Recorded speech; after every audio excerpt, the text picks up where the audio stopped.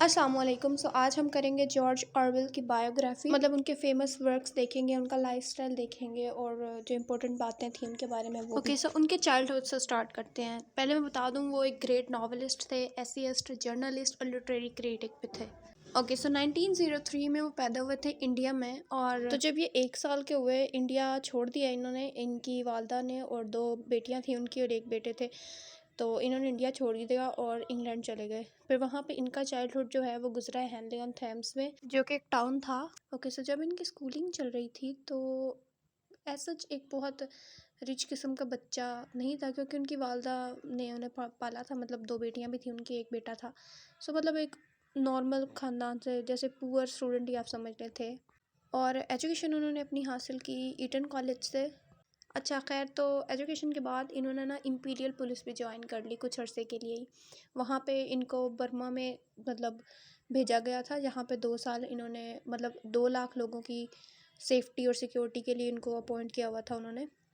तो उसके बाद ये पेरिस भी चले गए थे बीच में 2 साल। खैर, जब पेरिस से वापस आए तो फिर इंग्लैंड में ही, मतलब 5 इयर्स इन्होंने दोबारा स्पेंड किए, अपनी फैमिली को दिए, अपनी फैमिली के साथ। और इंग्लैंड आके इन्होंने ना प्राइवेट ट्यूटर, टीचर वाला काम स्टार्ट कर दिया। तो 5 साल इन्होंने टीचर बन के ही, मतलब वहाँ पे बच्चों को पढ़ाया वढ़ाया, प्राइवेट ट्यूटर।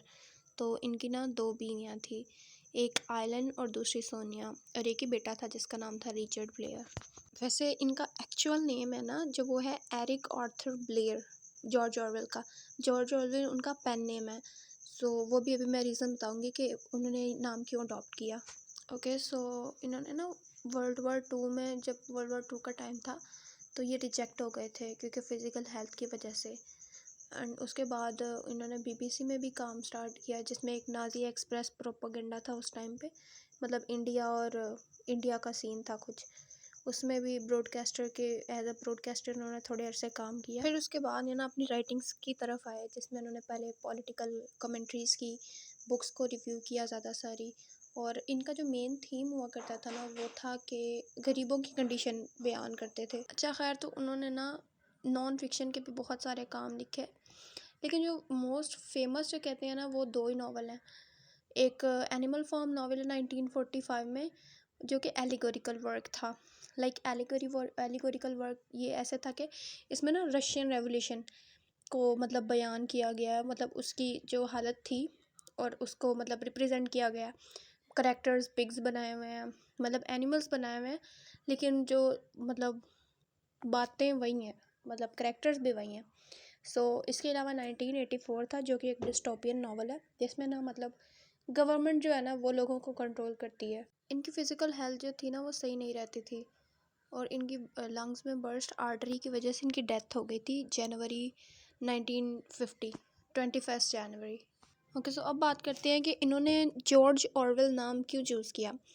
पहली वजह तो ये कि इनका जो फेवरेट प्लेस थी रिवर ऑरवेल, उससे इन्होंने इंस्पायर होके कह लें अपना नाम जॉर्ज ऑरवेल रखा। और दूसरी वजह ये थी कि ऑरवेलियन एक टर्म है, जब कोई आपको ऑप्रेस कर रहा होता है, जैसे गवर्नमेंट वगैरह जब आपको ऑप्रेस कर रही होती है, तो जो लोग उठते हैं, प्रोटेस्ट करते हैं, अपने हक के लिए बोलते हैं, वो ऑरवेलियन कहलाते हैं। कहा जाता है कि जॉर्ज ऑरवेल भी, क्योंकि इनके काम भी वैसे ही हैं कुछ। और इनके बारे में एक और बात, he was the first ever person to use word cold war in his novel. मतलब कोल्ड वार किसी ने ऐसे सच नॉवेल्स में यूज़ नहीं किया था, तो ये पहले बंदे थे जिन्होंने इंट्रोड्यूस करवाया। बेसिकली कोल्ड वार थी, एक पीरियड था जिसमें ना 47 से आई गेस स्टार्ट हुआ था। खैर, एक पीरियड था जिसमें जियोपॉलिटिकल टेंशन थी यूएस और आई गेस सोवियत यूनियन के दरमियान। हाँ, सोवियत यूनियन और यूएस के दरमियान एक जियोपॉलिटिकल टेंशन थी। पोस्ट वर्ल्ड वॉर 2 में मतलब बहुत सारे फितने वितने जो स्टार्ट हुए थे, उनमें एक कैपिटलिज्म और कम्युनिज्म का भी कॉन्सेप्ट था। जो ये कोल्ड वॉर थी, ये उसी टेंशन का जो नतीजा थी, समझे। सो ये थोड़ी सी पर्सनल एडवाइस है कि आपको ना एनिमल फॉर्म ज़रूर पढ़ना चाहिए। उसमें बहुत सारी हिडन ऐसी बातें हैं जो हमें खुद को सोचनी चाहिए, समझनी चाहिए। I feel like animal form बहुत अच्छा नावल है, आपको भी ज़रूर पढ़ना चाहिए। Thanks for watching.